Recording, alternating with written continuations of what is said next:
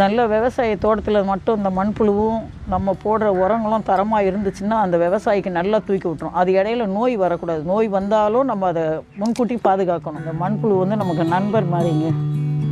ஏன்னா விவசாயத்துக்கு ரொம்ப முக்கியமானது. இவங்க இல்லைன்னா நம்ம நல்ல விவசாயம் பண்ண முடியாது. இவங்களுடைய உதவி நமக்கு என்றைக்கும் தேவைங்க. பாருங்கள்,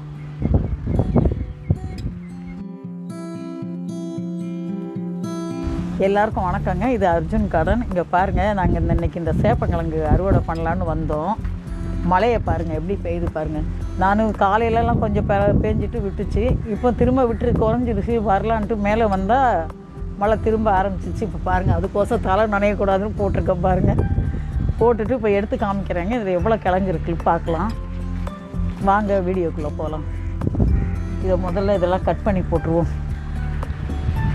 இப்போ தான் எடுக்க நமக்கு ஈஸியாக இருக்கும்.